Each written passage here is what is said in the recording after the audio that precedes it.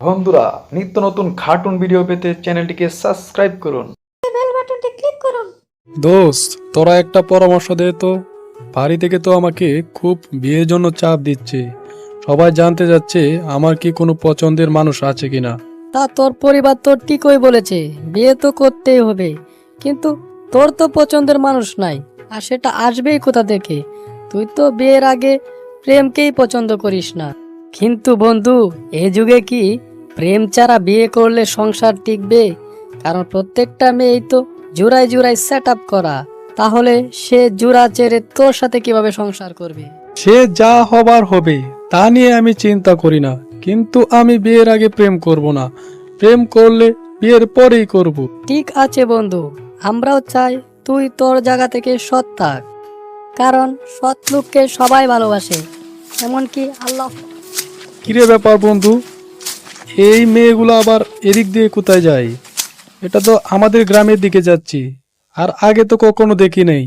এই মেয়ে দুটো হলো আমাদের গ্রামের মিসকে ও বিটকে চাচার মেয়ে। ওরা তেমন সবার সামনে আসে না, তাই হয়তো তুই দেখিস না। মেয়েগুলো অনেক ভালো আছে। আমার গ্রামের মেয়ে অথচ আমি দেখি নাই? তাহলে তো আমার এরকম মেয়েই দরকার। আমি আজই মিসকে চাচার সাথে কথা বলবো।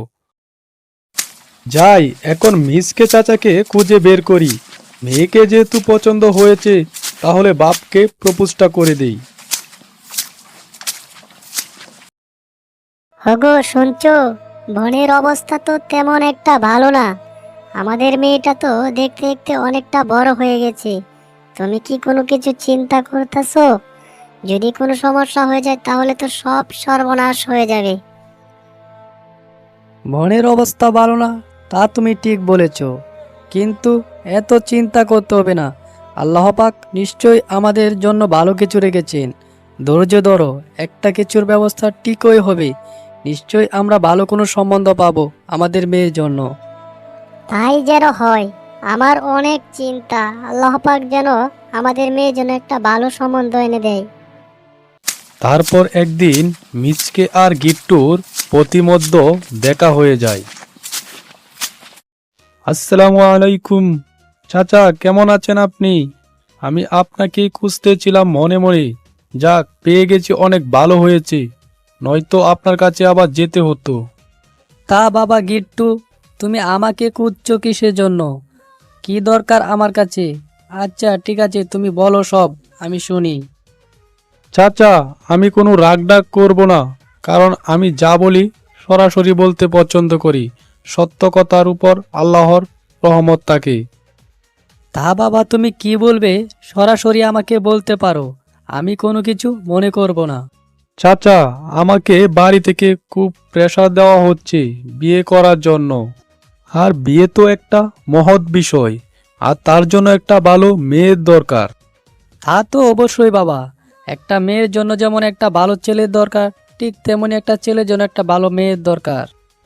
চাচা, গতকালকে আমি আপনার মেয়েকে দেখলাম, আর বন্ধুদের কাছ থেকেও তার অনেক প্রশংসা শুনলাম। আর আমিও তাকে কোনোদিন আর দেখিনি, অথচ একই গ্রামে বসবাস করি। তাই আমি চিন্তা করলাম আমি আপনার মেয়েকে বিয়ে করব।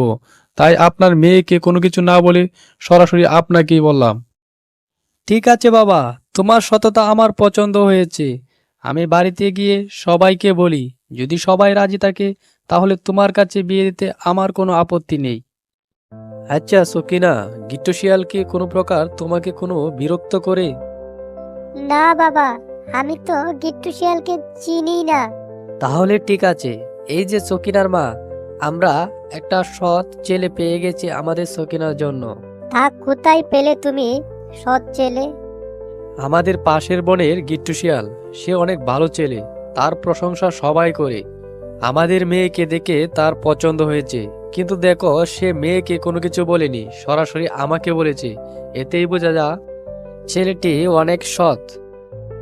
তাহলে তো অনেক ভালোই হয়, আমাদের মেয়ের জন্য একটা সৎ ছেলে পাওয়া গেল। হ্যাঁ, তুমি ঠিকই বলেছ। আর তার এই সততার পুরস্কার হিসাবে আমি আমার মেয়েকে তার কাছে বিয়ে দেব।